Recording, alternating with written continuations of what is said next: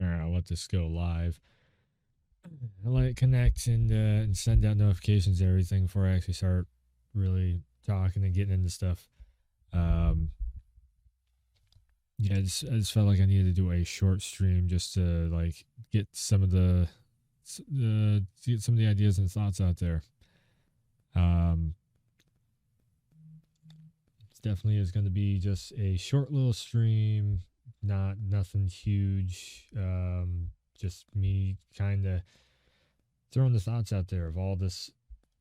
I mean, basically, the industry is about ready to change and shift, and yeah, it's probably not for the best. So we'll see. Uh, let's see here. Hello, hello. What 24 hours it's been, or I guess I don't know. Is it 24 hours yet? No, probably not quite 24 hours. Anyways, it's the last day. Um, anytime I hear anybody talking about gaming news or anything that's happened in the industry, it is just nothing but the Microsoft buying out Activision deal that just went down. Um, yeah, it's to me it's like one of the dumbest deals that could be made in gaming. That is just uh, Microsoft throwing around pocket change. I mean, this is the reason why. Like, I made that video earlier today, and like I was just in the state of like, wait, what the fuck are we seeing? Like, it was still sinking in, and my brain was still comprehending it. I hate to say it, but I think this is the first sign of I've been saying for a while now that we are in the golden age of gaming. And the reason why I was saying that, and the reason why I was like, oh yes, this is the golden age of gaming. We have DLC, more DLC than ever before. We've got more titles coming out than we can keep up with, that we can even pay for and everything. We have so many indie developers going on. There's so many different platforms for people to jump in and do stuff with. There is so many career programs and partnership deals going on, sponsorship deals going on, and everything. The reason why all that stuff has a momentum, is going so well and is doing all that stuff, is because you don't have one corporate entity owning a whole publisher and owning just half. Like, Activision is like a goddamn core of the industry Microsoft is buying out right there. The problem with that, and it's not even so much it's a monopoly. I guess it's a monopoly deal thing, but at the same time, at the end of the day, I'm just like, man, this is like turning the gaming industry into cable network. The industry of cable network TV, where like your AT&T's, your Comcast, your whatever the hell, what was all the dish networks, the what the fuck was it, direct TV and all that stuff, when they own all these different channels and they have underneath one subscription deal and whatnot, and guess what happens at the end of the day? It's like, okay, well, as a content creator, for me, I'm just like, well, I know how Microsoft runs. I've seen it for damn near a decade now. I know what they've been doing for the last like 4 or 5 years. Scalebound, Babel, Titanfall, rare games, like a Conker's Bad Fur Day, a Perfect Dark, Killer Instinct. I mean, add to that list now Crash Bandicoot, Spyro, Sekiro, Guitar Hero, Tony Hawk. It's all going to be underneath that list of, we're never going to see anything from that stuff ever again. Microsoft is walking the razor's edge and will face government scrutiny just like in the 90s. Maybe. I think the reason why they're doing this stuff is because they think they are knowing they can kind of get away with it right now. I see so many people having the same kind of take, that are people who work in the industry. When you listen to them, they have a very different take than the people who just buy games and who are content creators. You see that, like, I'm seeing this more and more and more and more.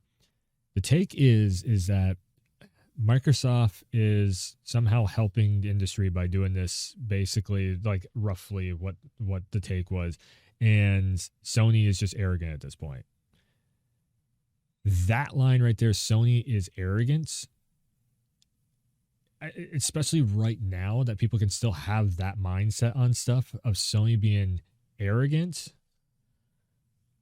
How the fuck can Sony be arrogant when they are making brand new IPs? They're making brand new games. Death Stranding, a God of War, the list goes on and on and on. We have God of War Ragnarok, Horizons Zero Dawn coming up in the next, 6 months, whatever. Those are two PlayStation Studio titles, brand new titles, not just rehashed titles of yesteryear. Sorry, I'm eating too while I'm doing this. This is all going up on YouTube as a one shot. Also, this is just going to be like maybe an hour of a stream tonight. Because I do have plenty of other stuff I need to get done tonight. Microsoft knows the Xbox platform is their rival and they're trying to save a sinking ship. Well, the Xbox platform itself isn't irrelevant because Xbox is Game Pass. Game Pass is doing as well as it ever has been. And right there, I'm like, okay, if Microsoft buys out Activision, if this deal fully goes through and the backlash that there is certainly going to be from some fans, because I mean, yeah, I've been doing stuff. I've been literally covering Call of Duty for over a decade, in one form or another, whether it was posts and blog posts on social media, whether it was, actively participating in clan wars, whether it was being in a team of like 60 some odd people, one of the biggest teams on Call of Duty on the Xbox 360 era. I have played Call of Duty on the PS3. I've even done fucking Wii Call of Duty games just to test them out and check them out and give thoughts on them and everything.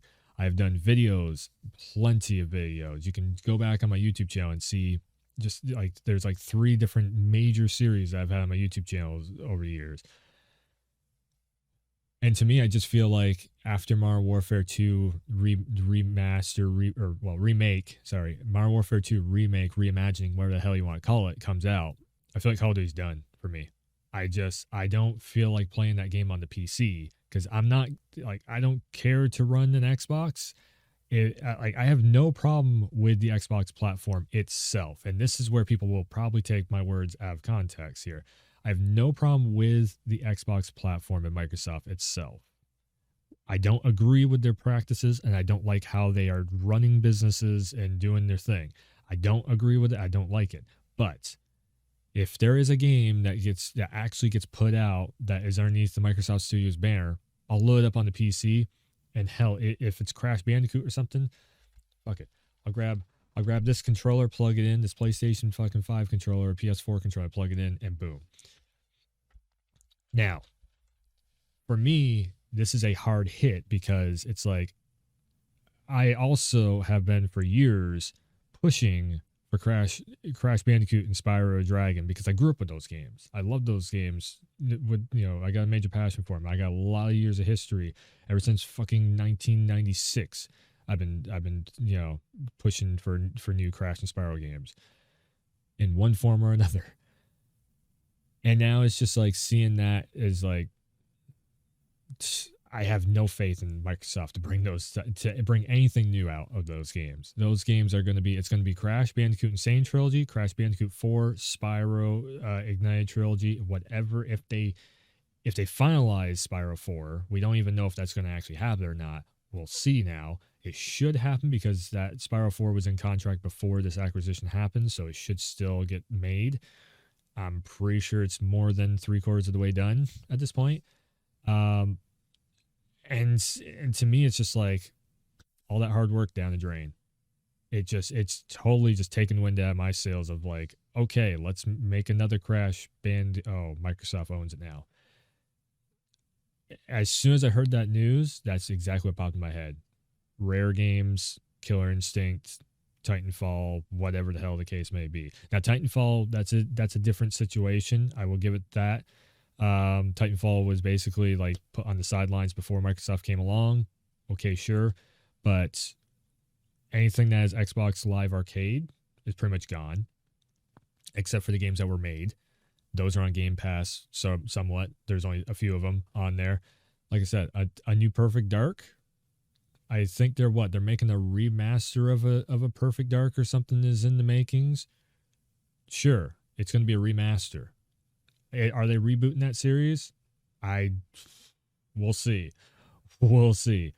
Um, I don't just like I said, if it's not Gears, and if it's not even Gears, it seems like they're like, okay, well, actually Halo is a better example of this. Halo and Horizon. It's the same fucking game pumped out once again. That's what they're given, and it's like I said, the fact that they want to go Sony arrogant. People actually want to say Sony arrogant when Microsoft just bought out a goddamn publisher. Sony has been buying out developers. There's a huge, gigantic difference there. Publishers own multiple IPs. They own multiple studios. Basically, Microsoft is like taking this big chunk of the industry where it's like, okay, so Sony just bought Bluepoint. Well, here's the thing with this acquisition, if you think about it. They went, okay, Bluepoint, can you make Demon Souls? Demon Souls did well. We see it on the PS5. Okay, Demon Souls developer Bluepoint, you've done 3 good games in a row. Let's bring you on board to make new titles. That's Sony's thinking. That's arrogant?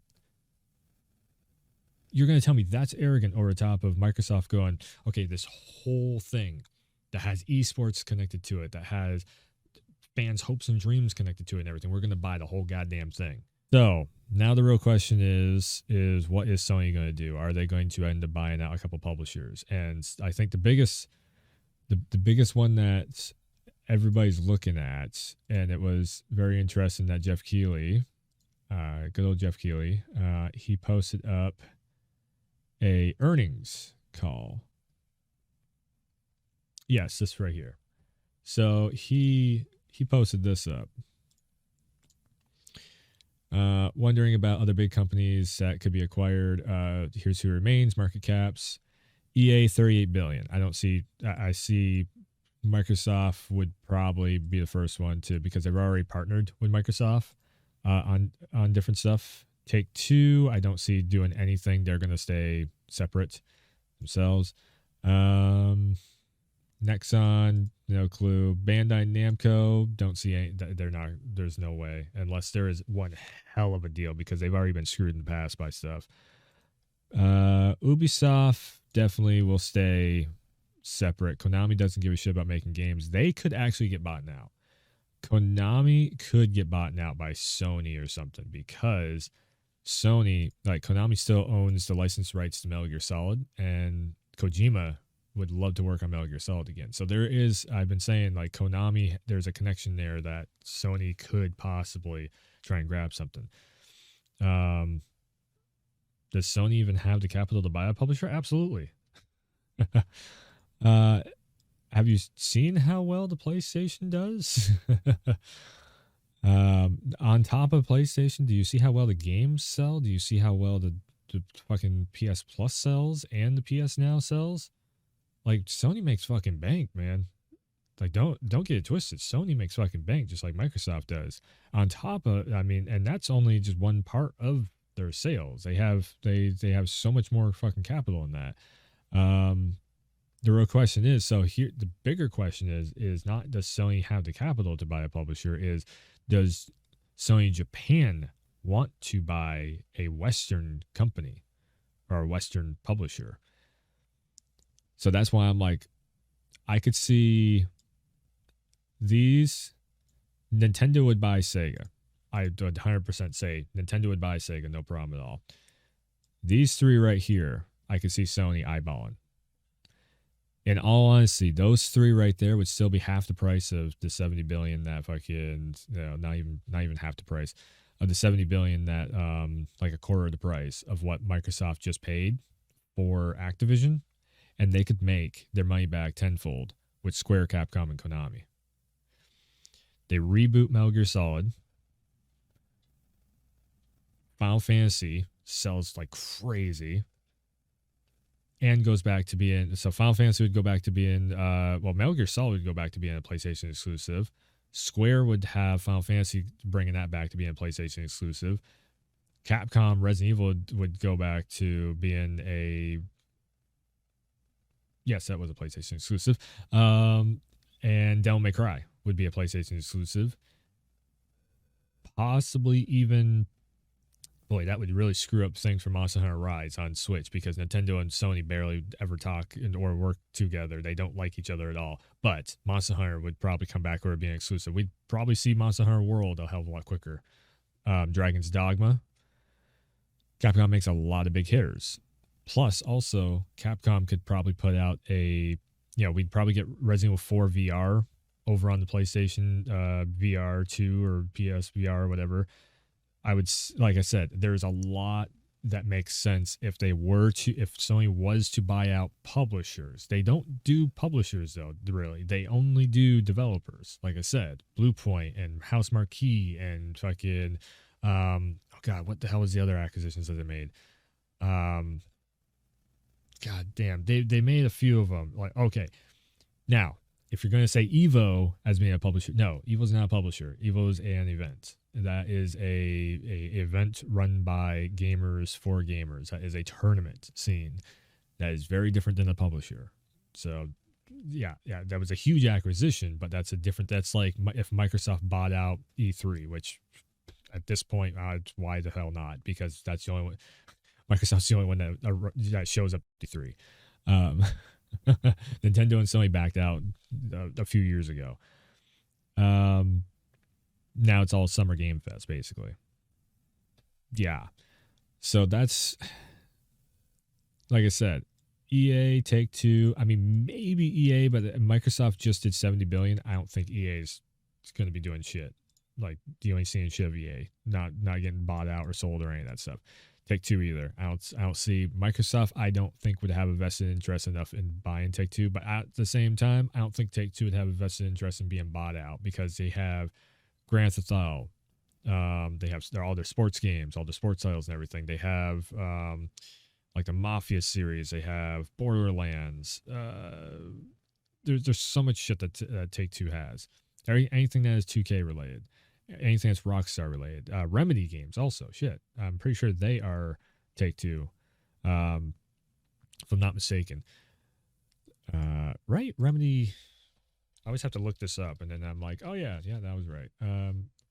Remedy fucking games. Entertainment. What the fuck are they called? Entertainment, yes. I could swear they're Take-Two. Public. Remedy.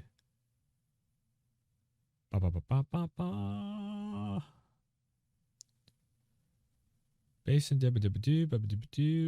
oh my fucking god. Video game developer.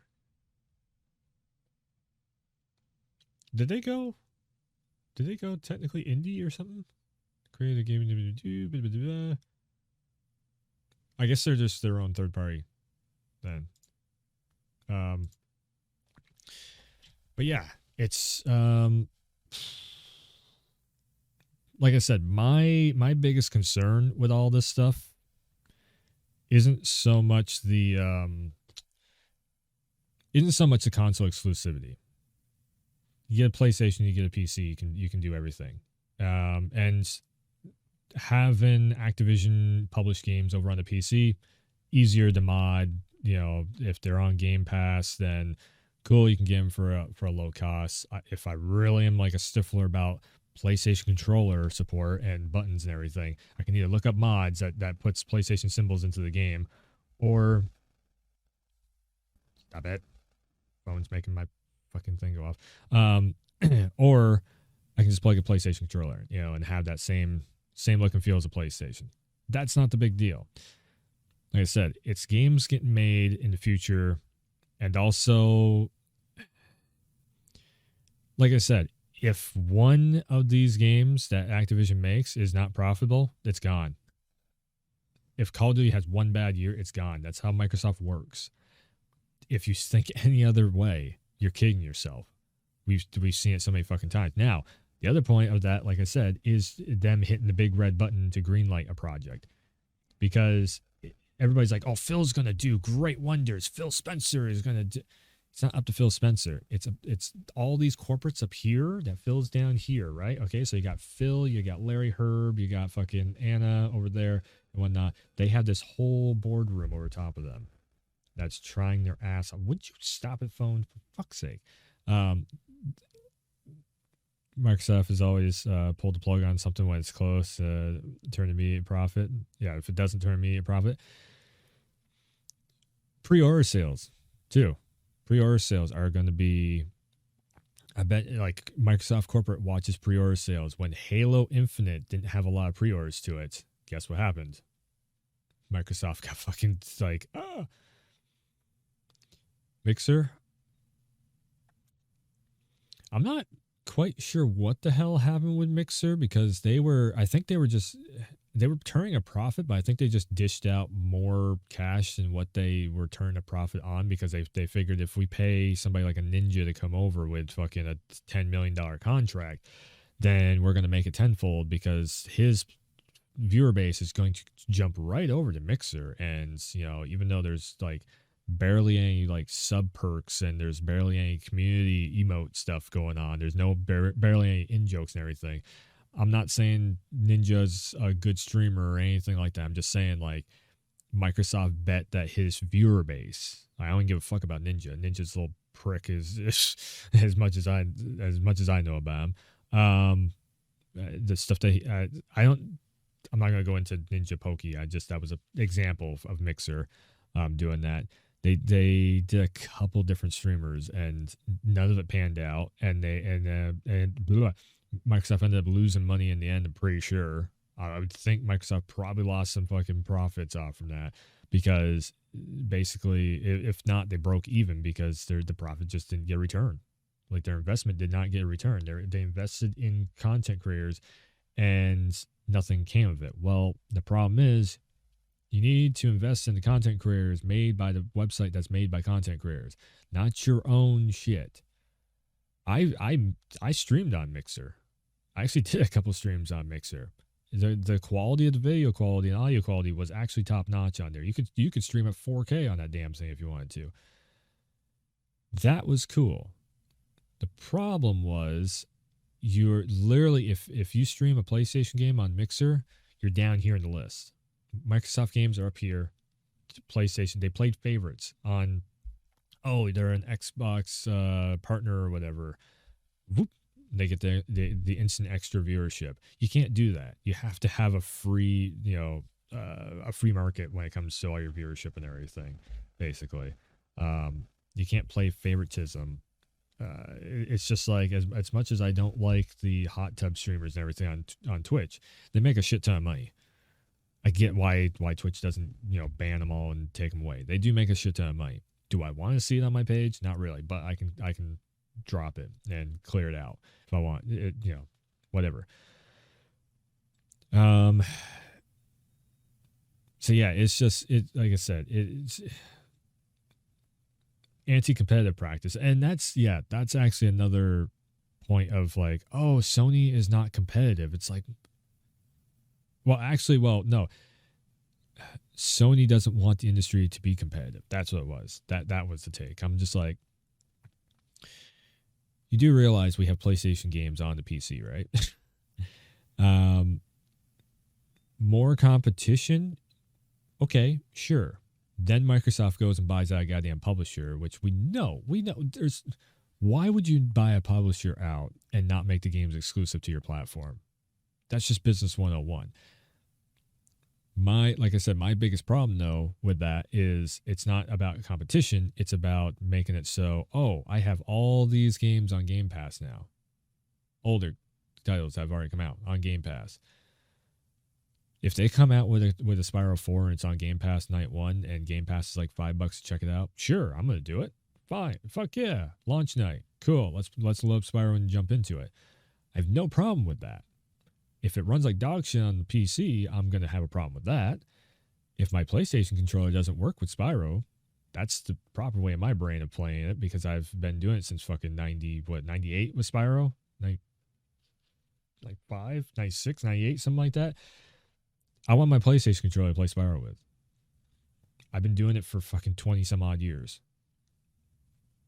Sue me.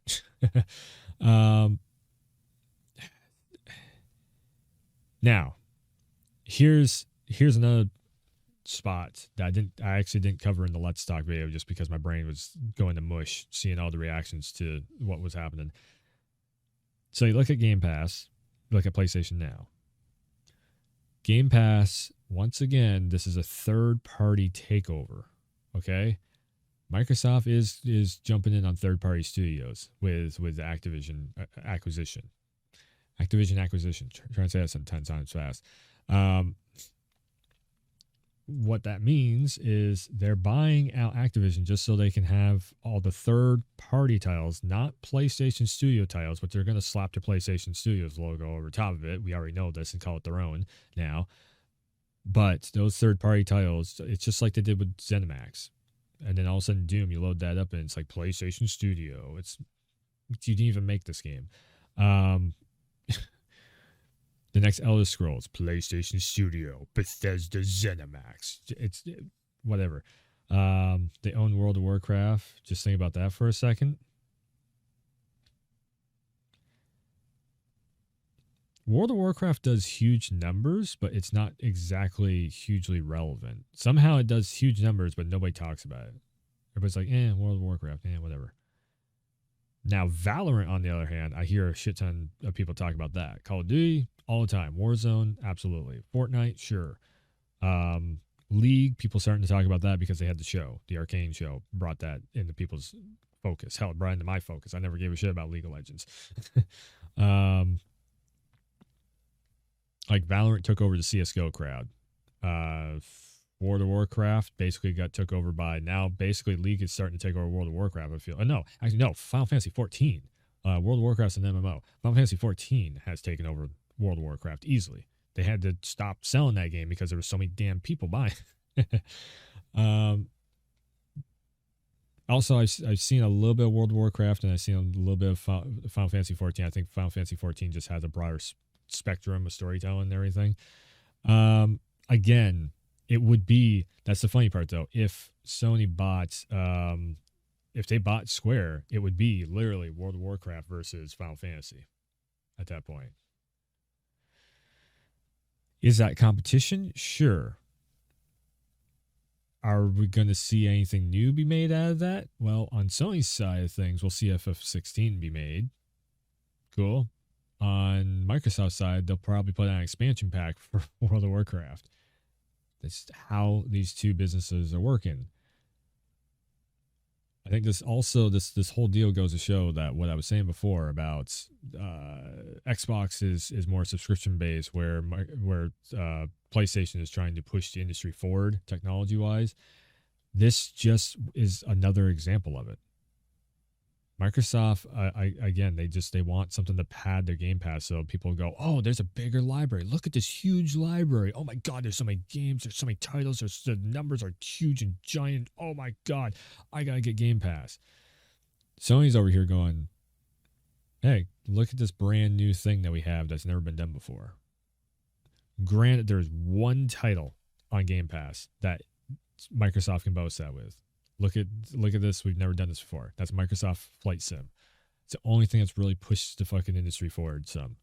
Using like Bing Maps to incorporate into the landscape and everything. That's cool. Meanwhile, we have the DualSense that works on every single game. We have ray tracing that's working better than the Xbox. Say what you want, but in practice, it runs better on the PlayStation 5's hardware. And then also... Square Enix, Capcom might as well have been first-party studios for the past 20 years for Sony. Well, okay, Square and Capcom probably have more profit on the PlayStation, but definitely, I mean, where I first checked out Resident Evil, leading into Resident Evil 7, was on the Xbox. It was just before I switched over to the PlayStation. I bought the whole series on there and ran through them and just fell in love with it. And then I kept it going over on the PlayStation. Yes, they have always had a close relationship with it, and it's because it's Japanese, Japanese developers, Japanese publisher, basically. Which is the reason why, Japan, if you know the way Japan works, they like to stick with their own, Japanese crowd.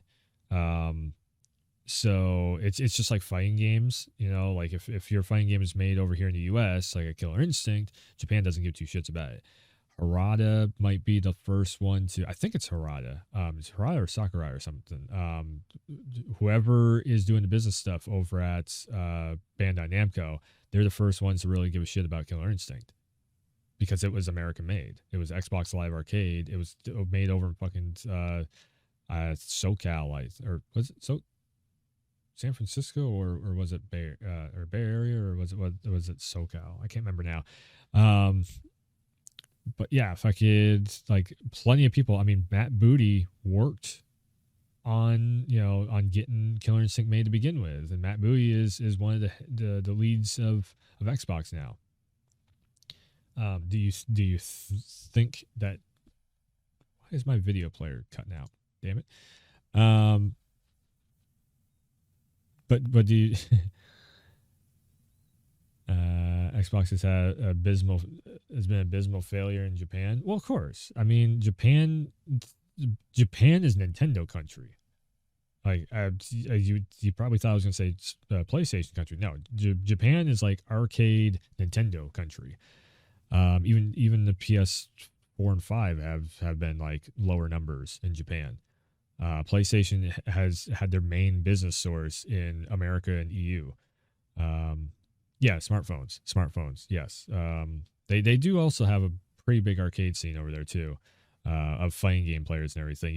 That's the reason why you end up running into a lot of Japanese players in fighting games, because they have a huge arcade scene over, which is awesome.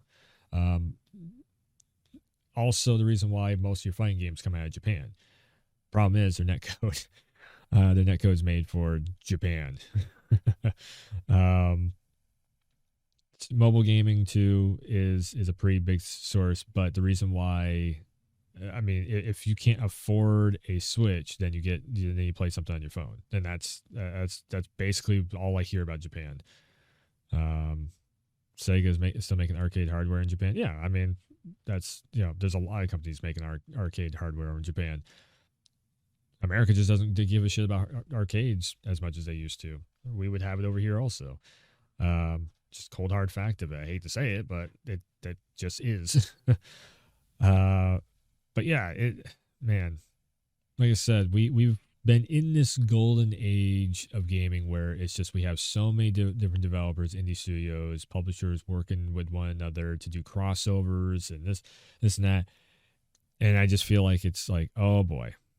I mean, here goes a crossover's gone. Fortnite's about ready to have one hell of a time trying. I mean, maybe Fortnite can do it because they have bridged. Like, Fortnite has been the only place that has bridged the gap between Sony and Microsoft, because they don't have Sony and Microsoft working together at all. It's this happening. Fortnite's in the middle. Sony, Microsoft is up here. And Fortnite goes, hey, how about this license? Hey, how about this license? Okay. And then they go to Marvel, they go to DC, and then they go over to this one and that one and this one and that one. And and Epic Games is like branching out and hitting all these license holders up and being like, hey, can we have this character in the game? And can we have that character in the game?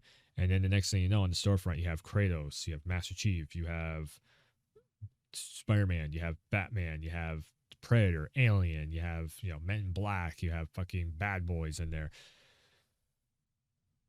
I think, in all honesty, as much shit, I've given Fortnite all kinds of shit in the past too, but when I started seeing that crossover stuff happen, I'm like, okay, all right, that's pretty cool. In all honesty, everybody keeps saying competition. I don't think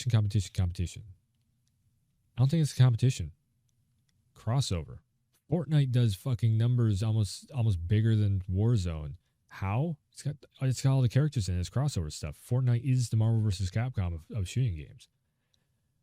Marvel vs. Capcom, worldwidely loved, is a giant crossover game. Smash Bros. Ultimate, one of Nintendo's biggest sellers that they've had, is a crossover game. When you have the licenses working together instead of competing, what was it? All tides raise all ships, or whatever the fuck the saying is. Much shit as I give Fortnite, the game is pushing the industry in the right direction. Yeah, of working together.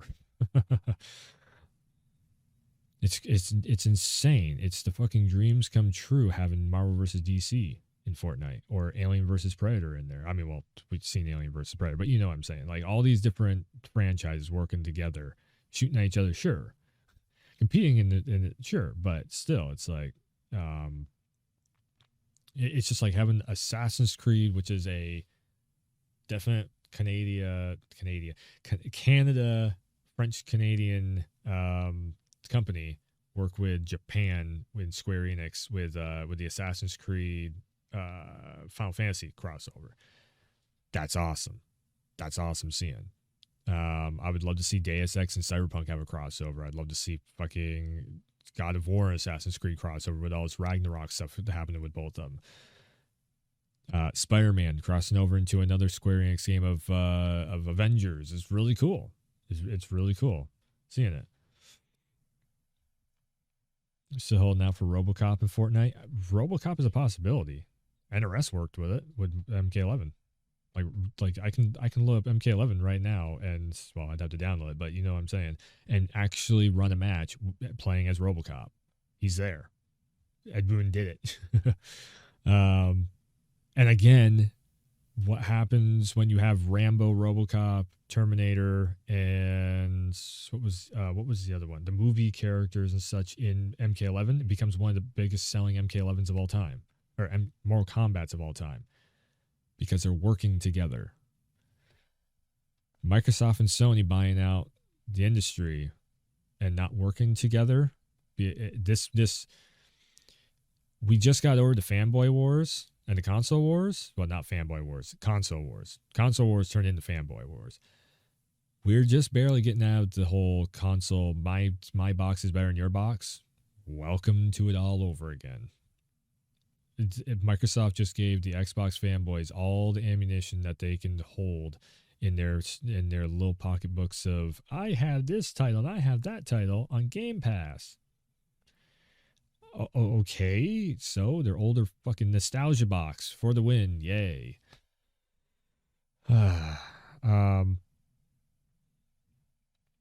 Well, that inanimate object is a portal to wild adventures and crazy experiences in virtual worlds. So in my book, it's more than just a box. It is a portal. That's the way I look at it.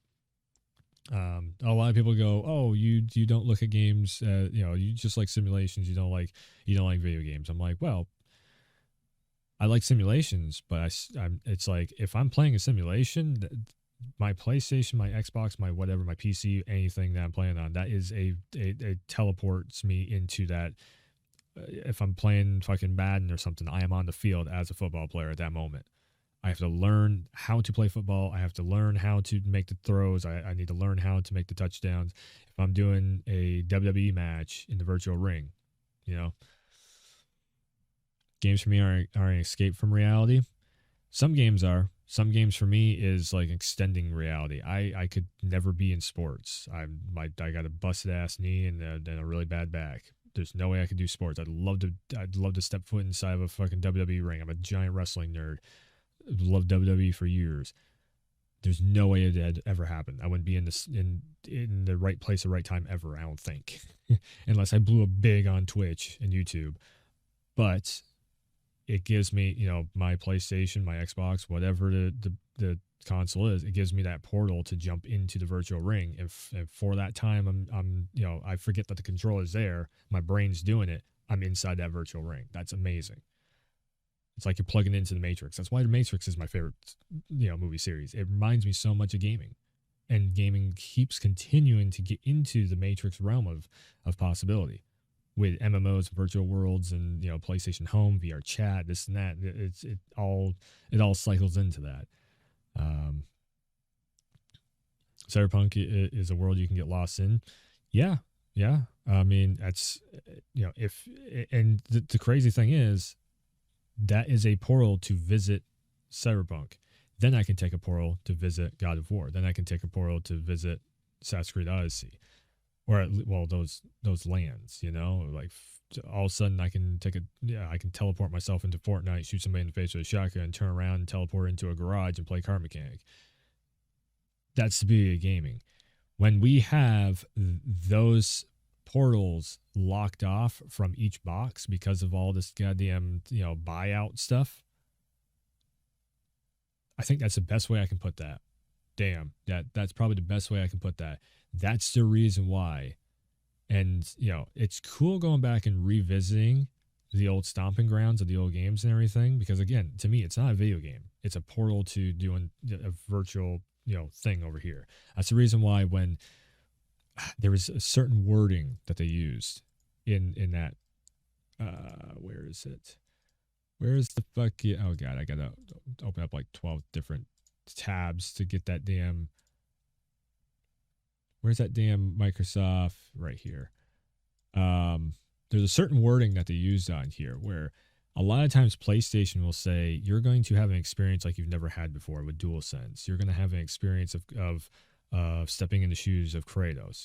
You've heard that for 20 something years. They always say the experience of this. If we go back over to this Microsoft thing, around the world there's no more exciting venue for fun and connecting than video games. And this is why I'm like, Microsoft, you should be looking at this industry as more than just a video game. You're just looking at it as a product. Sony looks at it as an experience. And that's where I differ so badly away from Microsoft. Not only on the fact that Microsoft tends to not make a lot of stuff and they just get third-party support, they have other developers make the games for them. That's where Microsoft is at. You can argue that all you want, but just look at Game Pass. I think I have Game Pass on here. Yes. I mean, look at Game Pass. Oh, fuck off. Yeah. Let's get out of here. Oh, it's got to update.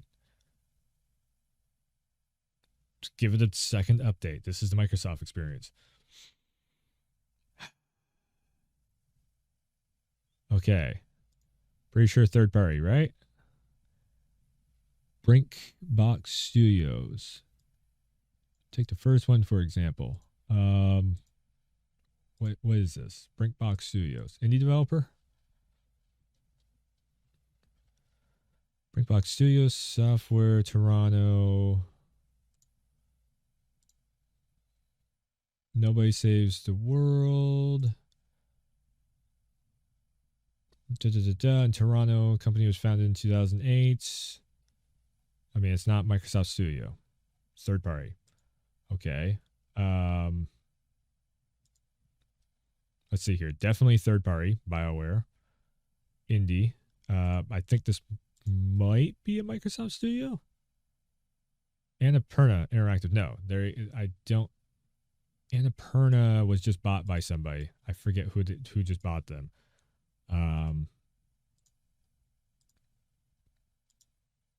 Was this the other one that Sony just bought? I think maybe somebody just bought them. Subsidiary, yeah. What the hell? President, established. I swear to God, somebody just bought the publishing for them.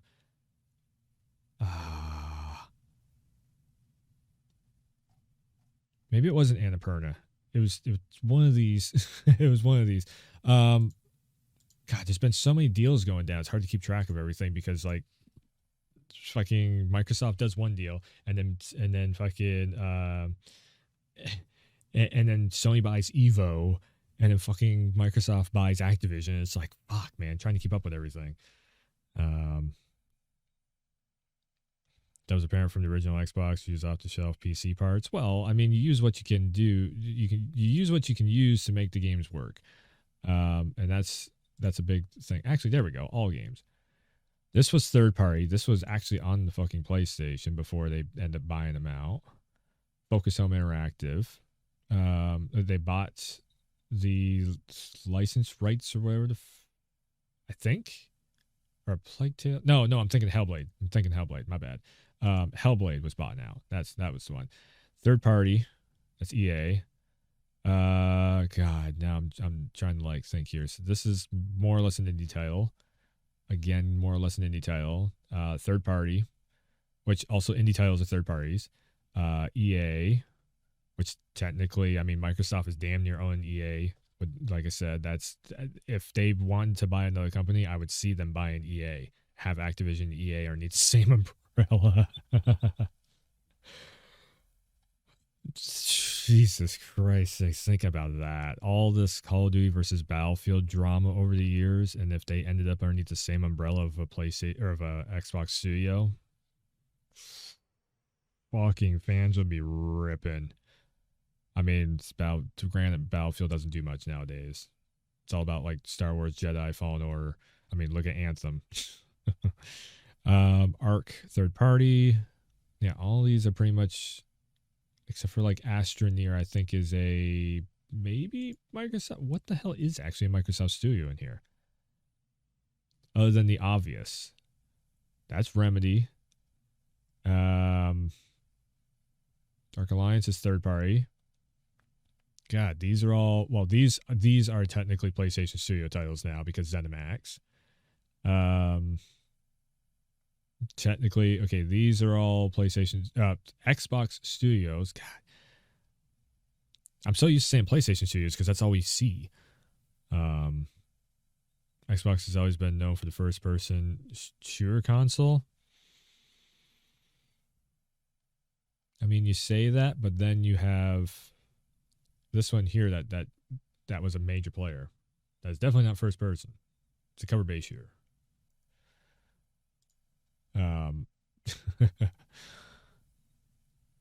Sure, they brought in Halo, but Halo got overshadowed by Call of Duty.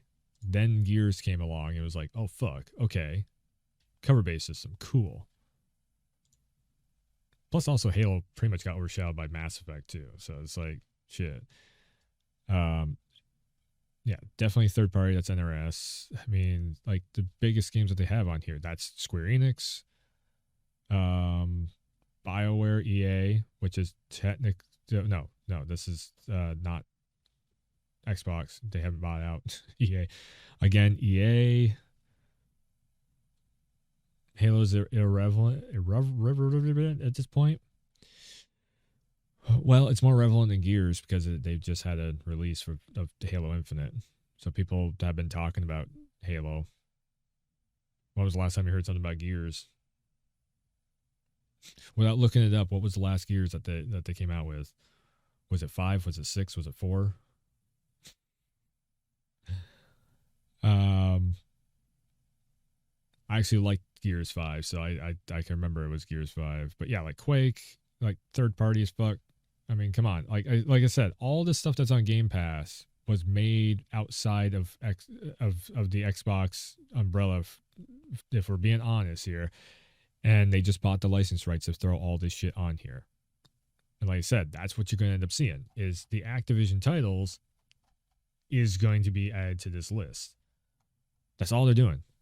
That's all this whole thing is for.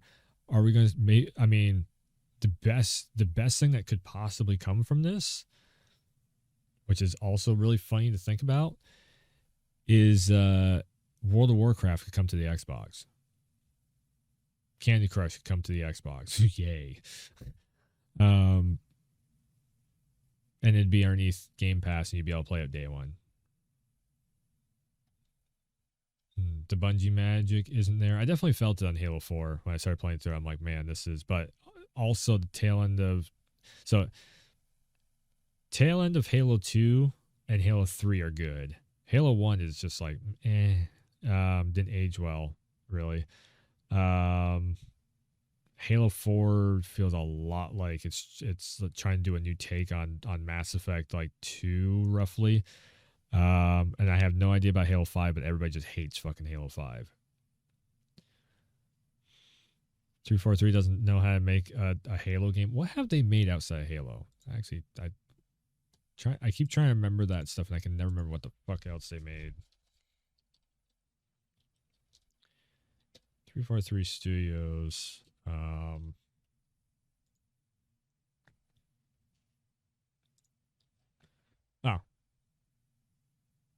They were made for Halo. Ironically enough, they were they were literally formed to make Halo games. All right, yeah. Who's the developers?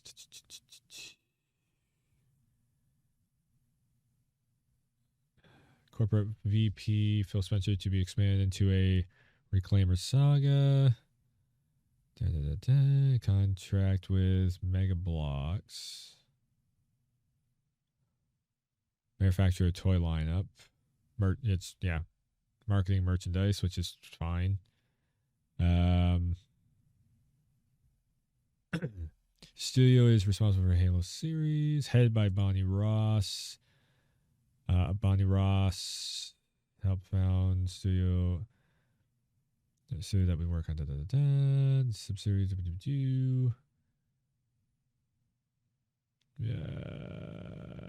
Okay, Ross describes her career working on code, developing publishers. She worked on games such as Zoot Tycoon, Jade Empire, Mass Effect, Gears of War, Alan Wake, Crackdown. Yes, because I know this name. I know she was actually a pretty decent influence on Mass Effect, which that makes sense why Halo 4 feels a lot like Mass Effect. They're rehashing their work from yesteryears. That makes a lot more sense why Halo feels the way, or Halo 4 feels the way it feels.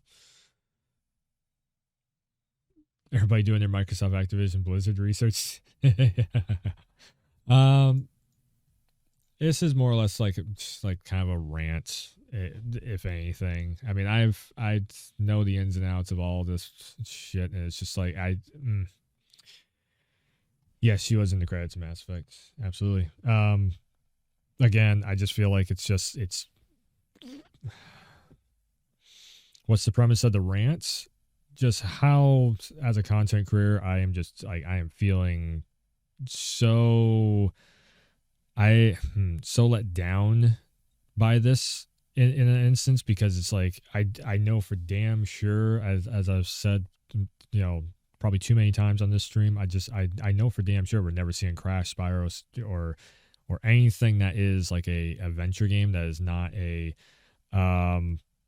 anything that is not a game as a service, meaning something that has like DLC microtransactions in it, that has a big online player base, that those games are successful and they are profitable and everything. But if your game is just an adventure game, Microsoft doesn't give a shit unless it's been made already, and they can market it for Game Pass.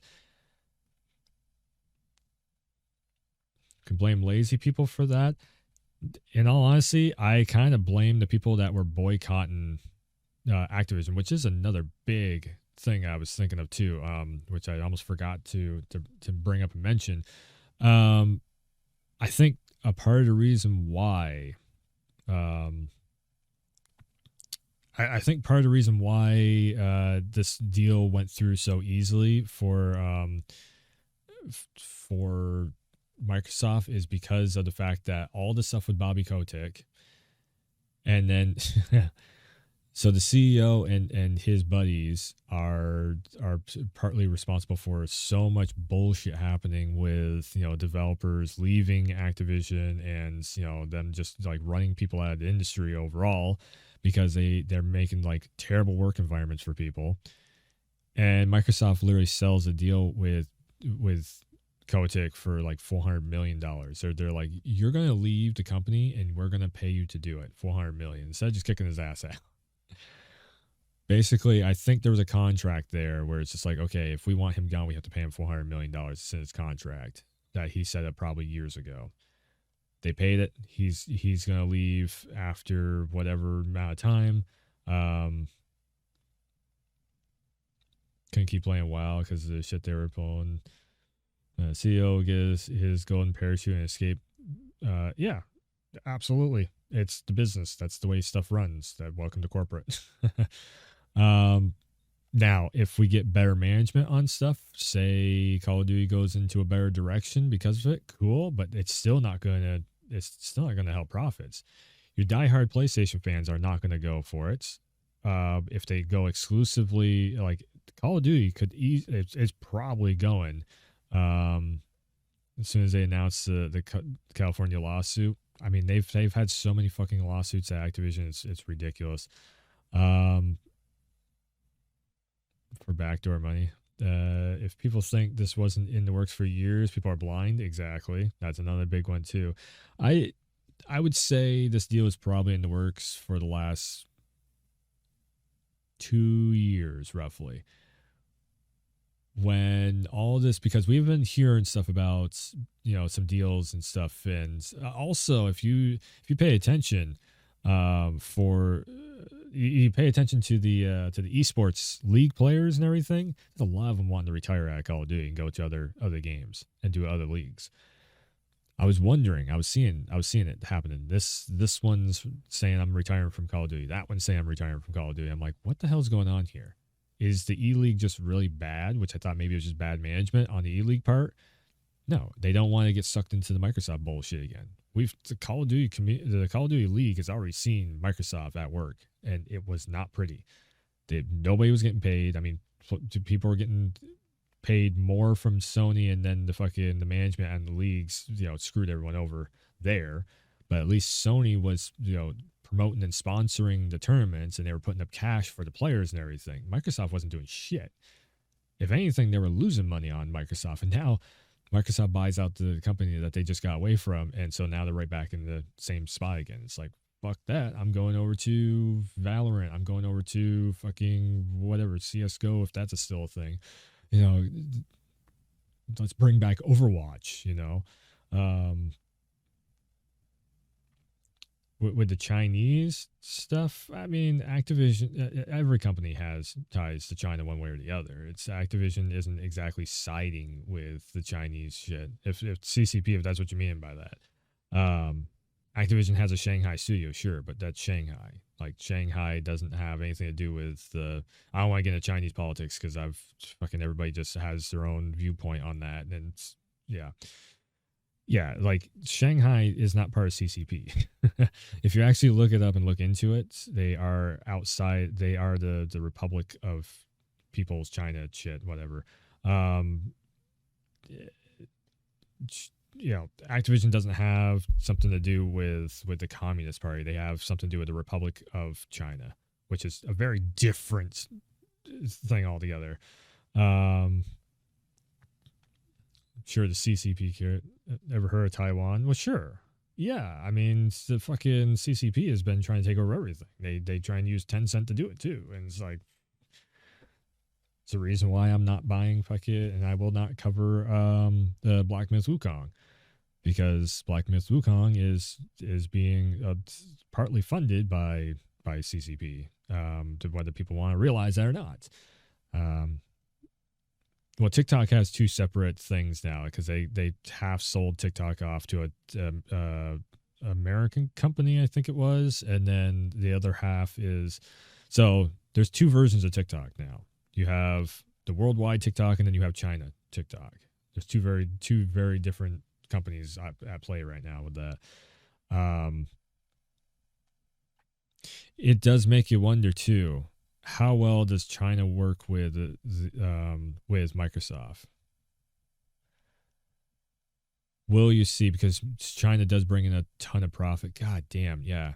Wow, I just thought about it. So Beanox and Activision Shanghai made Crash 4. Again, I don't know. Again, I've been making content for so many years trying to get Crash and Spyro back, get those licenses back in proper hands, and it just feels like all that hard work, all those videos, all the times where I was covering those damn trailers and being like, hey, okay, here's an idea, and just trying to get those two specifically back. We had them back for one game, a trilogy remaster of each, and then Crash 4 and possibly a Spyro 4, and now they're gone. Like, there goes my childhood, gone again. No brand. We're definitely not seeing brand new titles of those. Again, that's the major part of this rant, I guess, tonight, or venting, is just the fact is, like, man, it makes you almost like not even care to do that type of content creation anymore. If the industry is going to end up in this, where it's like, you're either team Xbox or team PlayStation, it's like, I just don't give a shit anymore. I just want to see new products get made, and I can guarantee you, it's not going to happen with Microsoft. Sony is making the new stuff. Microsoft is being a nostalgia. It is the nostalgia fucking Game Pass. It's nostalgia box that is playing all your old library from yesteryears at a low premium price.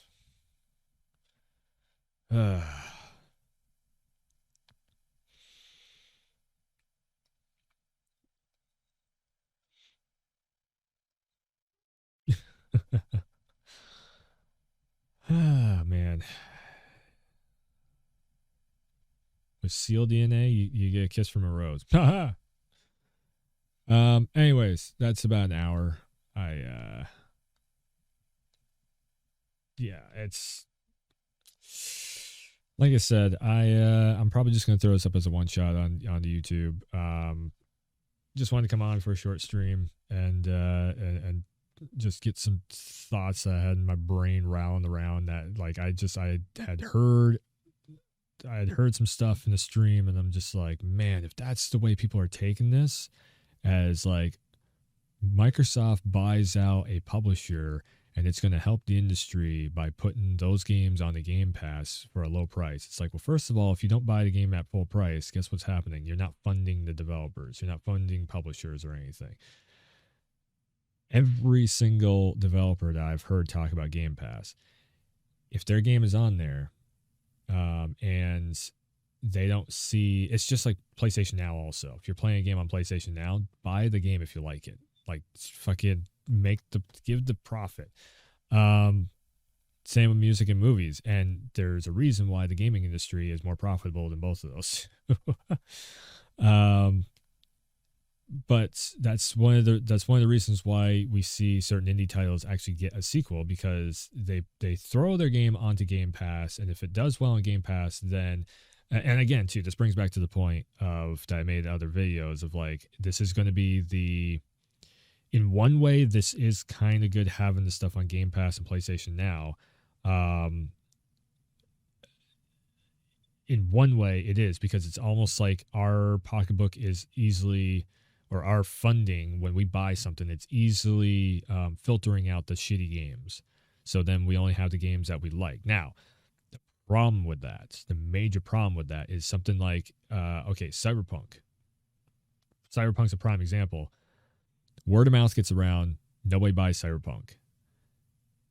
They had the potential down the road to make Cyberpunk better, and if they put the game out there and modders work at it and everything, modders can make the game better also, on top of, it's just like The Witcher 3 is the other prime example that in the next to the Cyberpunk thing. Witcher 3 is a pretty good game now. It started out as being a piece of shit from what I hear from everyone. Never played The Witcher 3 when it came out, but I played it recently. It's a decent game. They worked on it. They made it better. So if you don't have everybody actually flipping the profit on it and actually buying the damn thing and like pre-ordering and getting some money put back into the developer so they can actually work on the products, there goes all your game updates. You need to have the funding in order to have the game updates happen. You need to have the funding there to make the DLC happen. If you don't have the funding there, nobody gets paid, nobody's making shit. So it's just this hard block of like nothing gets done. Nothing gets made, nothing gets fixed. The reason why we're in such a golden age of gaming is because we have patch updates. We have fixes to games. If something is off balance or something is wrong in the game, you can fix it. If there's a major glitch that is happening where a level doesn't load or something, we can have a patch update to make that happen. There's no funding to pay the people to do that. We don't get the damn patch update. The game is just broke. If you want, Assassin's Creed comes out with like all the season pass stuff and everything. How in the hell do you think that season pass gets made? Fighting games to come out, and Warzone, Call of Duty, and Fortnite, and this and that and the other one, they come out with all this DLC and everything. How do you think that DLC gets made? Somebody's getting paid. Artists get paid. Animators get paid. Designers, developers, whatever the hell you want to say, they all get paid because you're buying other stuff in the game to fund the future stuff in that game, or to fund the next project that is being made in the series of that game. It's how the fucking industry works. If everything is behind a subscription and they ain't getting the extra paycheck, but because people ain't buying that game, there it goes. If a word of mouth gets around about something, it's just like people are going to be able to cancel video game production at that point. The player will cancel a video game production just because they get butthurt over something. It's way too much power for the internet to have. In my book, that's way too much power. The Last of Us Part 2 is probably one of the best fucking games ever made. I will stand by that 110%. The butt hurt fucking crowd that went into that don't really give a shit whether or not people like it or not years later now. Conversation I had in a chat. Person goes, I was actively attacking people because they liked Last of Us because I was so heated over it. Now it's years later, and I just don't care. If you like it, that's cool. I don't like it, but if you like it, that's cool. It takes like 2 years later for that mentality to kick in. If people are voting with their funding of like I'm going to buy this game or not, if you pre-order something, that's still giving the developer funding to make it better in the long term.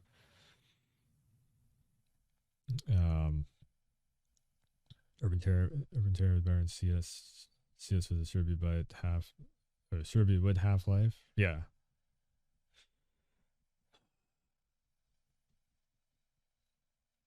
Once every mouse breeder has a PC, the internet was ruined. It's not even PC, it's your cell phone, social media. And that's, wow, yeah. Social media is going to be the end-all be-all of gaming if the industry keeps going in this direction. What Microsoft is starting up of this happening.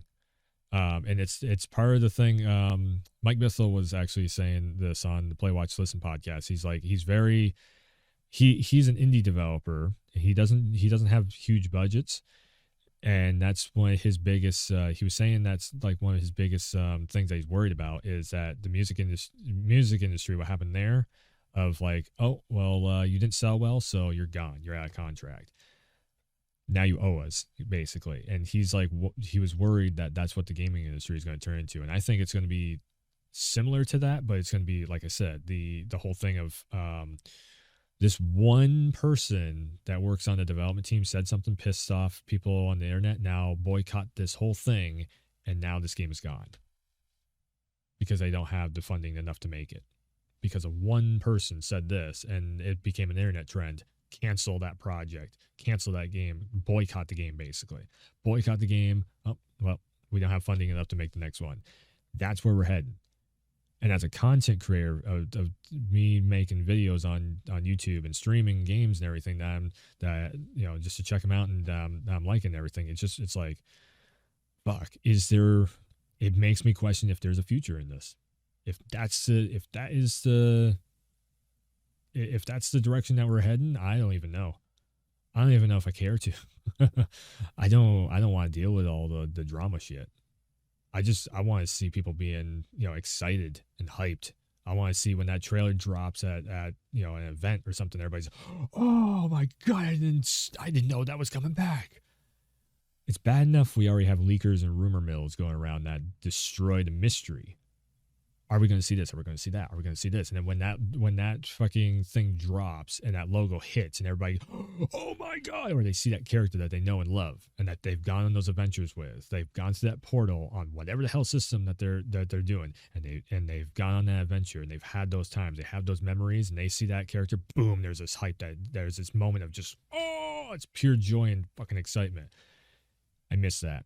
I seriously miss that in the industry. Yeah. I just see that going away because it's going to be all of like, okay, I don't like that. I don't like what this person said over here. So no, okay, it's gone. No, fuck that. We're boycotting it. Haha, you ain't got the funding to make it anymore.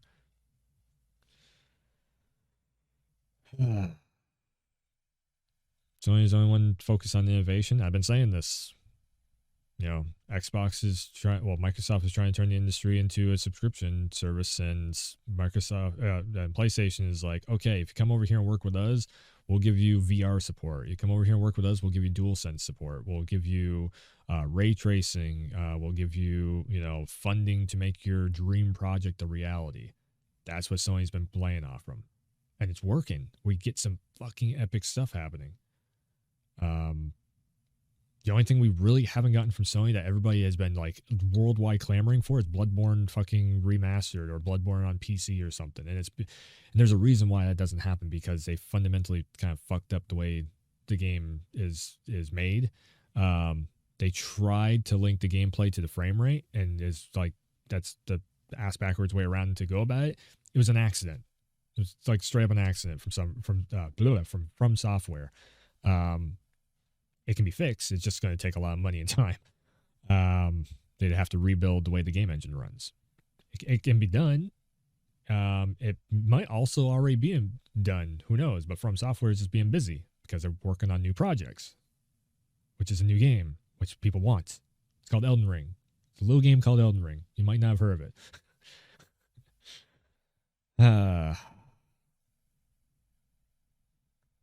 That's another publisher I could see possibly siding with PlayStation and all that stuff. And that's the shitty part of like having to look at it like that. And that's what we're having to look at this. Siding with a parent company.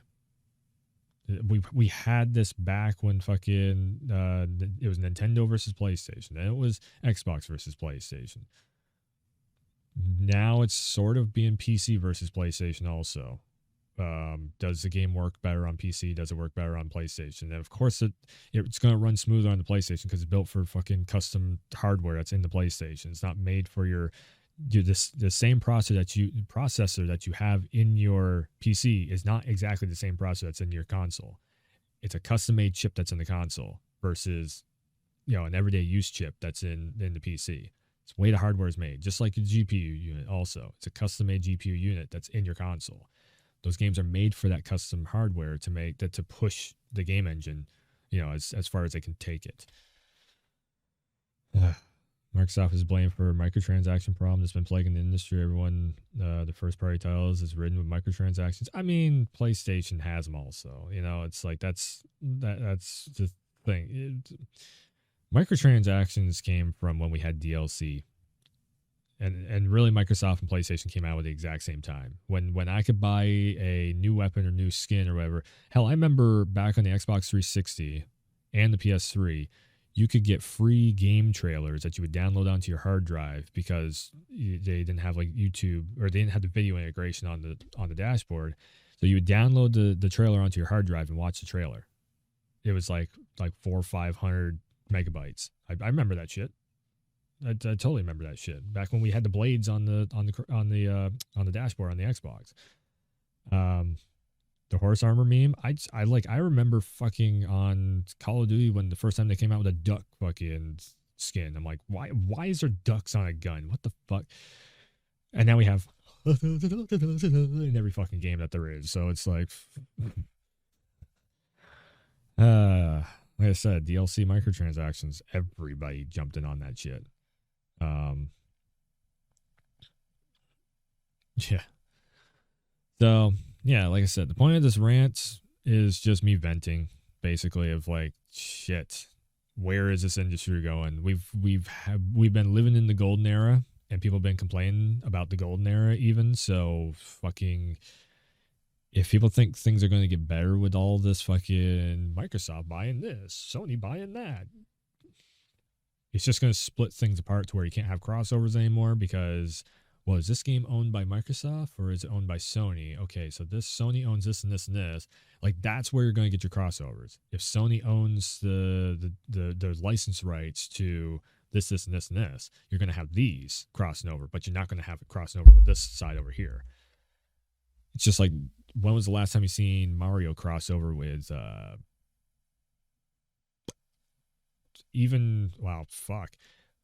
have you seen Mario be in Fortnite?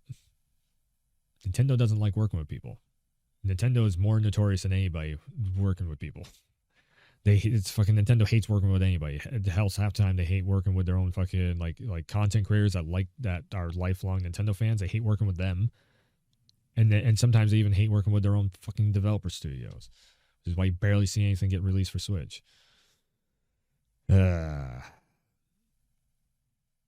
Again, though, the silver lining to the industry, we have some of the best adventures that we've ever had before. We have some of the most DLC, most add-on stuff. Our games stretch for the longest amount of time that they have ever, stretched.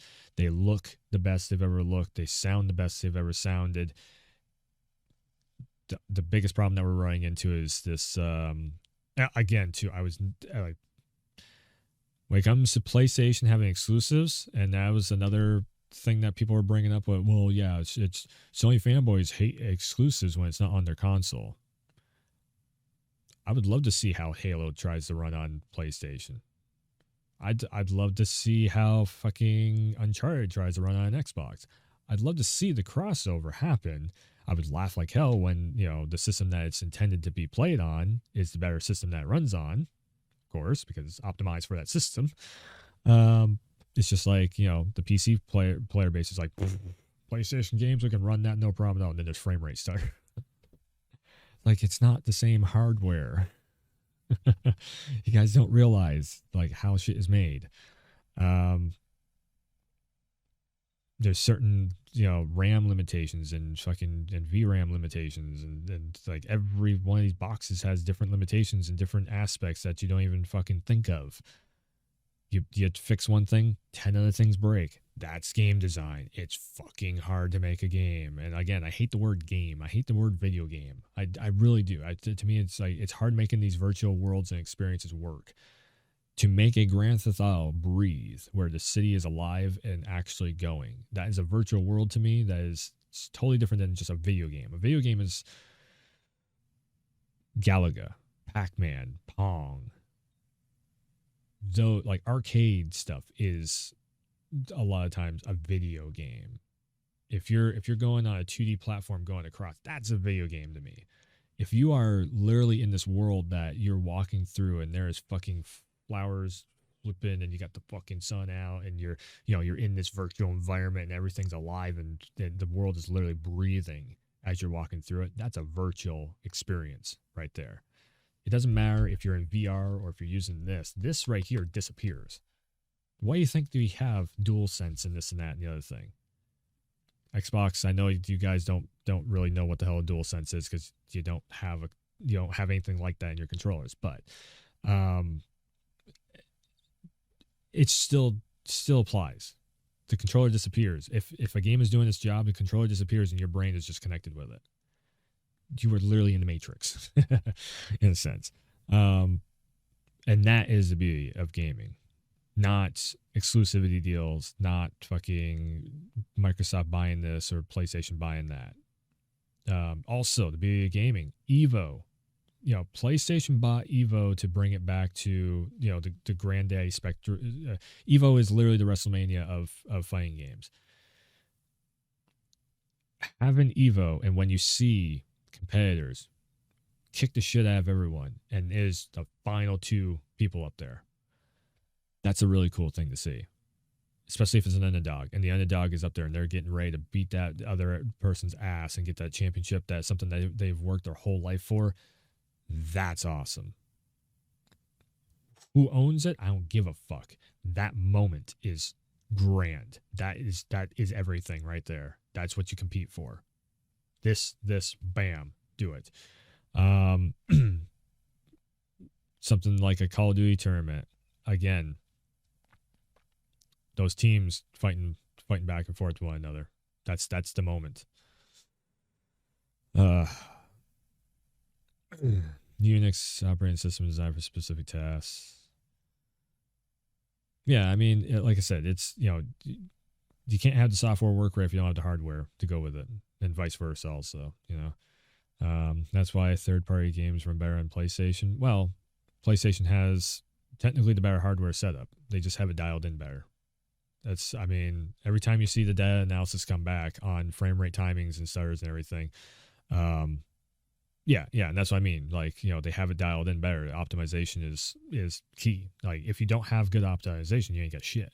That is the biggest key to success. That's the reason why games don't run. Like, I'm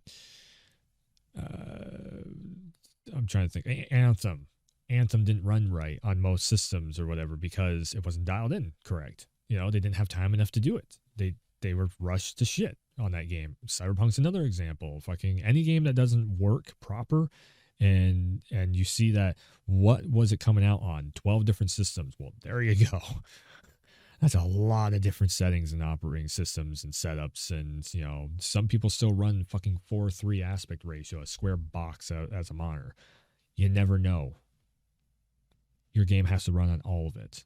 If you got 12 different systems, that's a million different combinations right there that thing can be running on. If you're on the PC, you got to be able to make it run on a potato PC, or people are going to want refunds. That's your biggest thing. If it can't run, people are going to want refunds. Then they refund Cyberpunk. They refund Anthem. They refund Outriders because they didn't work right. And that's again, timing, money, good developers that know what they're doing. All that stuff does not come from a Game Pass. Doesn't come from a PlayStation Now either. It comes from the money trail trickling down to get good solid development and good solid time and effort by everybody making this stuff. When I see these big buyouts like that, I'm just like, man, that's why I'm like, first you have to have the button pressed up here to make the project be greenlit. Then it comes down to here of like, what the fuck is the project going to be? Is it going to be online? Is it going to be single player? Is it going to be microtransaction heavy? Is it not? Is it going to be our NFTs in it? Is it going to be fucking whatever the hell? Then it comes down to here. Can we make this happen on the hardware that we're trying to make it happen? Which hardware do we make it happen on? Then it goes down to here of, okay, now it's being developed and made and everything else. Then it goes down to here, playtesting and everything. There's so many levels to making one game happen. And you're gonna have, if you have somebody like a Microsoft that doesn't give a shit, they really don't give a shit. If they did, we would have a lot more first-party PlayStation Studio titles coming out per year. Just like Nintendo, they don't really give a shit. They put out what they want to put out. Sony putting out as many games as they do, it's because they really are trying to push the hardware. They want to see it succeed. They want to see what they can get away with doing. They want to see how far they can push that damn machine. They're tinkerers, basically. Microsoft is about, okay, here's a subscription-based thing. Neither one of them is wrong. If you're tinkering on stuff, that's cool. If you have a subscription to where more people can, engage in gaming and everything, engage in the virtual experiences and all that stuff, cool. It's more eyes on the platform overall. Sooner or later, they are going to end up spending money. But the problem is sooner you need people to spend money. If you don't, the next project's not getting made, like I said. Comedy Gold that games with optimized for Series X run better on the PS5. Games optimized for Series X. Which games you talking about there? I'm actually genuinely curious on that. Most people don't even know that PlayStation Now predates Game Pass. Oh, absolutely. Yeah, like fucking the new Assassin's Creed was optimized? Okay. If it's something like an Assassin's Creed, it's just marketing. Yeah. Like you're laughing at marketing terms. Just that's literally Microsoft marketing. That's all it is. It doesn't mean shit. Even if it was saying it's optimized for PS5, that doesn't mean shit. We have DualSense on PS5, and we have a VR mode built in, like Gran Turismo 7 or something that's coming out. That would be proper. Oh, okay. I can't do that anywhere else. Microsoft Flight Sim. There's no other game or no other simulator in the world that you can fly to every location in the world, because the world map is literally built off from satellite imagery. That's a selling point. That's a selling point.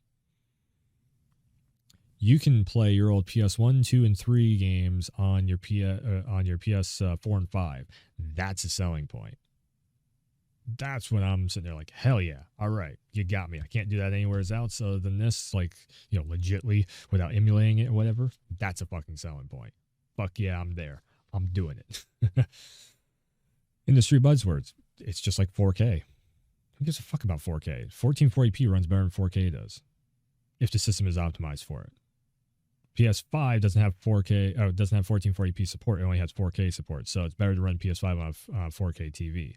But if you're on PC, do 1440p. It looks pretty much fucking just as similar as 4K, unless you get like right up here on it. You get right up there on it, then yeah, sure, you're gonna be seeing something different. But outside of that, it's like, nah. What, just run at 1440p, you're gonna save your graphics card a hell of a lot more. And you're gonna get better FPS off of it because it's gonna be a lower resolution. And if you wear glasses or something, just run at fucking 1080 because you're not gonna see the 1440p anyways. Oh man, yeah. There's a lot of buzzwords. There's a lot of stuff that goes into marketing that makes you go, oh, I need that. Like HDMI 2.1. I've tried HDMI 2.1 on the PlayStation. Runs very smooth. Runs without a hitch. No problem at all. Do I absolutely need 120? In all honesty, to be all the way honest, I don't think it's optimized perfectly yet on the PS5. They're working on it. They're getting there. I think we still need another year or two. And then, well, like maybe the Unreal Engine 5 will end up having 120 FPS be really smooth. Right now, 120 is it's like barely a step up from 60 on the PS5. I will 100%, call me a PlayStation fanboy or whatever because I'm so against Microsoft making this deal happen, but I will 100% tell you the PS5 needs another year to optimize 120 FPS. Say what you want about me. Sony will eventually do something with back compat. I hope so. I know that they are working on a tiered system to have like PlayStation Plus and then PlayStation Now in the second tier, and then PlayStation back catalog with PlayStation Plus and PlayStation Now or whatever, all in one package deal. I know that they're working on something like that. Cool. Just hopefully the price don't go up on everything. That's all I got to say because we already have $70 games for PS5. So if that pricing point for their subscription service holds even, because they lose profit on every single console that they make. Like this next million of PS4s that they're making, they're going to lose that much profit on it. But where they make the profit back on is game sales. You know why they make profit back on game sales? Because they have fucking PlayStation Studio titles that are brand new that people really want to get their hands on. God of War Ragnarok, the Ratchet and Clank that just came out, the goddamn Horizon stuff, that Gran Turismo, the fucking if they brought back Infamous or SOCOM or like any of those, our first PlayStation Studios first party titles, they have stuff up their sleeve. Like that's the thing. Sony doesn't even need to buy a publisher. They still have, like, if Sony buys a publisher, wow. Yeah, this goes back to the point I was making last year. Sony has so many cards up their sleeves of IPs that they're not even doing anything with, that they can bring back, that they still own. If they buy a publisher to get more developers, we might see SOCOM come back or something. You know, it's like that's where Sony's at right now. People are like, oh, Microsoft is fucking slamming them. Not really. Sony's just being smart. They're biding their time and they're seeing where they actually, like, what do we actually want to do to try and make profits back right now? That's where Sony's at. And to me, I'm just like, good. Take your time. Make as much cool shit as you possibly can. In case management gets flipped upside down and Sony becomes a big piece of shit again. Like PS3 era, yeah, Sony was a piece of shit. I 100% agree with everyone on that. PlayStation Home was so fucking overrated and so overpriced. A lot of people would hate me for saying that, but it's the goddamn truth. Like, come on. It was a social hub that was like VR chat that had overpriced. You try and buy a shirt on there, it's like $20. You're like, what? Why? Most people don't realize that they're getting consumer grade 4K on TVs. Cinema grade is only for movie theater, which is superior. It doesn't matter. Yeah, 8K is pointless. Well, there's two ways of looking at that. 4K, like if you're watching fucking network cable television or whatever, like I don't know who still does that, but you are 1080p 60 FPS at the most. It's mostly all 1080p 30 FPS. Movies are made in 24 FPS. When you're video editing all the time, you figure all this stuff out. The only time you're actually seeing a true 4K movie is if you buy it on like a Blu-ray or some other shit, or if you I think you can buy 4K movies off from Amazon Prime or some shit like that. You can rent them or whatever the fuck it is. That's the only time you actually see in 4K. Everything is the industry standard for movies and TV is 1080p, 24 FPS. That is the industry standard. PlayStation Home was most successful failure for Sony. It baffles me that PlayStation. I jumped into PlayStation Home. I'm like, this is the fucking future, because I was seeing it as like a VR chat, and I thought it was cool. I thought it was really cool. I'm like, I saw the prices and stuff. I'm like, no fucking way this is gonna last. People ain't buying this shit. In all honesty, the only reason why it went bust was because of poor management. Sony just had a bunch of poor management at that time, which is the reason why a lot of developers left Sony and went over to just become indie studios for a lot of the time. Like, everybody thinks that they left Sony to go work for Microsoft, and it's like a few of them did, but most of them became indie studios. Like, of indie games that you're seeing now, those guys came from the dark time of PS3 era.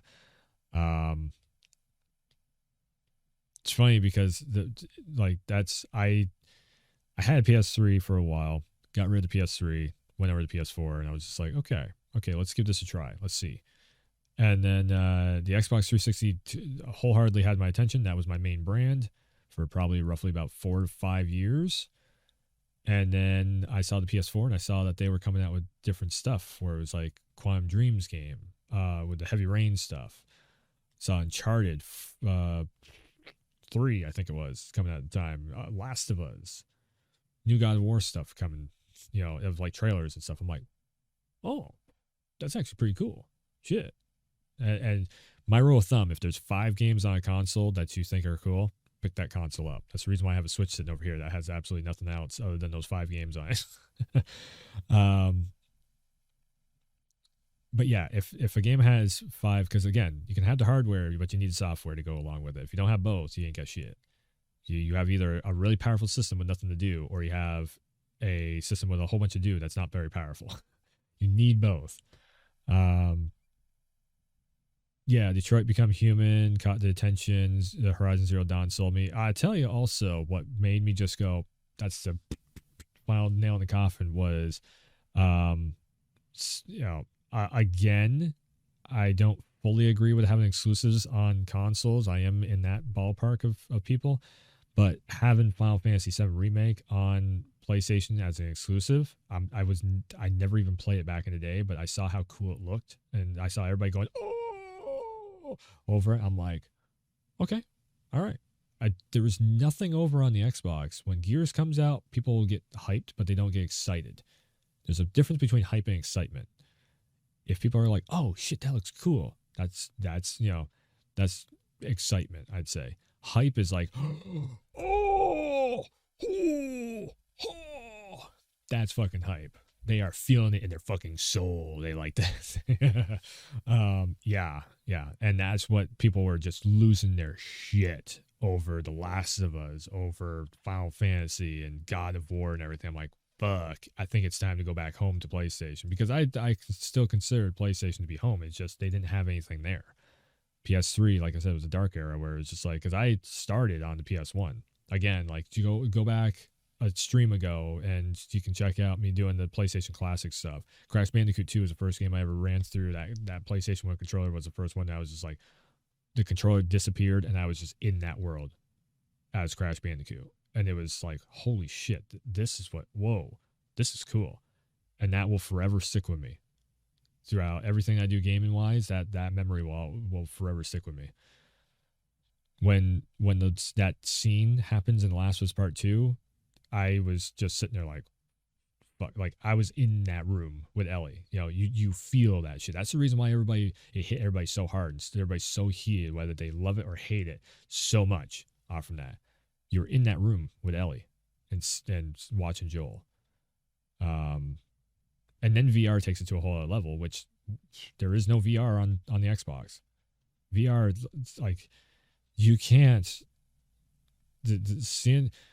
I'm not even a big fan of Resident Evil 4, but seeing that shit, like being in the middle of it, that was fun as fuck. Playing that in VR, that was fun as fuck. and just being like, I am Leon Kennedy. I always loved Leon Kennedy as a character. He's cool as shit.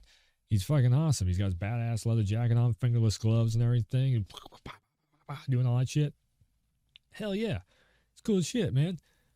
I am Leon Kennedy at that point. Oh, fuck, I got fingerless gloves on. Fucking running. Rubber the ball. You him on the fucking bridge and everything. That's cool as shit. You can do that on the PlayStation. You can't do that on the Xbox. That's a big seller right there. That's a huge seller. And then they were like, HoloLens. Who gives a shit, Microsoft? Oh my God, I almost been talking for 2 hours on this stuff. Like I said, I can talk for hours and hours on this stuff. But yeah, I wanted to vent. I wanted to get like all the, hearing Sony is arrogant. Like I said, that was just, ugh. What the fuck was HoloLens even supposed to be? They never actually sold us on what the fuck that thing was supposed to be. What, you can work on a bike that's in front of you? Well, I can do that in VR. The same shit. Except for, guess what? Then I can also spin it around and go into fucking RE7 VR or fucking, or like No Man's Sky VR. Make that game like, yeah. Holographic technology is way off. I mean, we had holograms back in the 70s. It's not hard to make holograms happen. It's hard to make it work with what we know as being a game nowadays. That's the hard one. It's the thinking outside the box of your level design. VR included also. How do you make something that's interactive in hologram form? What would that even look like? I mean, sure, you can have something like a Mass Effect where they even have the keyboards already where you can type on the hologram keyboard and it works. You can buy it off from Amazon for like $30. I've seen that. I was like, cool. What is it supposed to be like? Fucking you're playing fucking playing beer pong or something with your buddies that are halfway across the world, or you're playing tennis or something, or baseball, or like the only thing that you can do, technology is slowly getting there. What the fuck do you do with it though? I mean, the only thing that caught my attention with HoloLens, I was like, fuck, that's actually really cool, is when it turned your living room into the game. I was like, okay, all right. Something's coming out of your wall and you shoot at it or whatever. Somebody's going to get on drugs and fucking trash their apartment. That's kind of cool, but that was only a tech demo. Yeah, think about that. That's only a tech demo. Try and put that into a 12-hour experience. So now you're going to be in the exact same space for 12 hours straight in your room, and you're going to have shit flying out of your walls for 12 hours straight. You're going to have like your ceiling disappears, and then you might as well just be in VR at that point. What the fuck does HoloLens do in the long run? You got to think of it from a developer standpoint at that point. Where you go with it? Like, what the hell are you going to do with that? But yeah, anyways, like I said, almost 2 hours. So yeah, I feel better. I got it out of my system. I'm going to upload this whole thing non-cut, non-stopped, over to YouTube. And, yeah, that'll be a nice little replay over on YouTube. I was only going to go for an hour just to have like a regular talking point video over there, but screw it. It's fucking an hour, 40 some odd minutes, but yeah, I'm going to get going. I'm going to wrap this up. Yeah, you too. Come on. And, yeah, like I said, I'll be here making videos on the future stuff that gets announced and everything. E3, Summer Game Fest, and all that stuff. Definitely puts a damper on stuff. Just seeing, and I guess we're going to be having a PlayStation State of Play very soon too. That keeps getting fucking rumored over and over and over again. So it's going to happen sooner or later here. Hopefully PSVR 2 sets up for something really cool. And hopefully Sony, I mean, again, there's some wild cards that they have up their sleeve. Hopefully Sony comes out with some really cool products that makes everybody excited for something new, not just something old put onto a subscription. So with that being said, I'm going to wrap this up.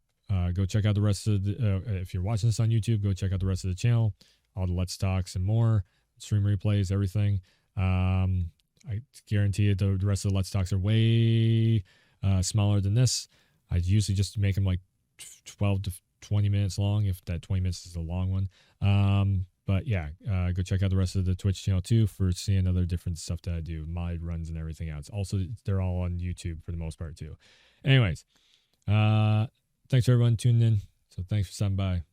Thanks for, wait, what the hell's my outro? Oh, Jesus. Thanks for tuning in. Thanks for stopping by. And as always, I will see ya next time.